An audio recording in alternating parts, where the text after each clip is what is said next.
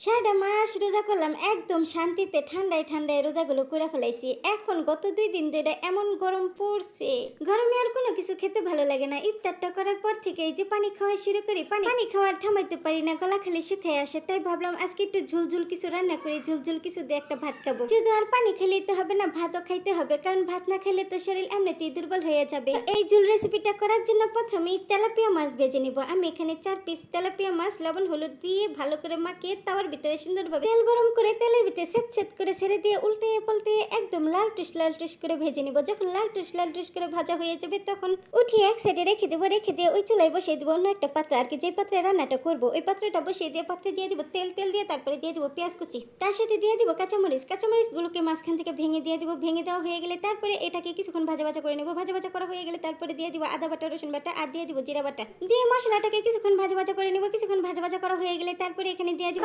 পানিটা দিয়ে কিছুক্ষণ নাড়াচাড়া দিয়ে একটা বলক নিয়ে নেব। যখন পানিটা বলক চলে আসবে তখন এখানে দিয়ে দিব লবণ, তার সাথে দিয়ে দিব হলুদের গুঁড়া মরিচের গুঁড়া দিয়ে ভালো করে মশলাটাকে সুন্দরভাবে কষিয়ে নিতে হবে। যখন মশলাটা সুন্দরভাবে কষানো হয়ে যাবে, তেল ভেসে উঠবে মশলা থেকে, তখন বুঝবেন মশলাটা কষানো হয়ে গেছে। তখন এখানে দিয়ে দিব হচ্ছে আগে থেকে কেটে রাখা কই আর আলুটা দিয়ে ভালো করে মশলার সাথে কিছুক্ষণ মিশিয়ে নিব। কিছুক্ষণ মিশানো হয়ে গেলে তারপরে ঢাকনা দিয়ে ঢেকে সুন্দর করে কিছুক্ষণ কষিয়ে নিব। কষানো যখন হয়ে যাবে তখন ঢাকনাটা উঠিয়ে তারপরে দিয়ে দিব কিছু টমেটোটা দিয়ে আবারও নাড়াচাড়া দিয়ে কিছু ঢাকনা দিয়ে ঢেকে অপেক্ষা করব সুন্দর করে ভালো করে যতক্ষণ না পর্যন্ত কষানো হয়ে যাইতেছে। যখন সুন্দর করে কষানো হয়ে যাবে টমেটো থেকে একদম পানি ছেড়ে দিবে, সুন্দর করে ভালো করে কষানো হয়ে যাবে, টমেটোটা সিদ্ধ হয়ে একদম গলে যাবে, তখন বুঝবেন সুন্দর করে কষানো হয়ে গেছে একদম। তখন পানি দিয়ে দিব, পানি দিয়ে সুন্দরভাবে একটু নাড়াচাড়া দিয়ে তারপরে উপর দিয়ে ওই যে আগে থেকে বেজে রাখছিলাম মাছগুলো দিয়ে দিব। মাছগুলো সুন্দর করে সাজিয়ে গুছিয়ে দিয়ে ঢাকনা দিয়ে ঢেকে অপেক্ষা করব। এই রান্নাটা করার সময় কিন্তু আমি সবজির কালারটা একদম সবুজ রাখার চেষ্টা করছি। সবজিগুলো যদি সবুজ থাকে তাহলে খেতেও ভালো লাগে, দেখতেও সুন্দর লাগে, খেতে যে কি ভালো লাগে।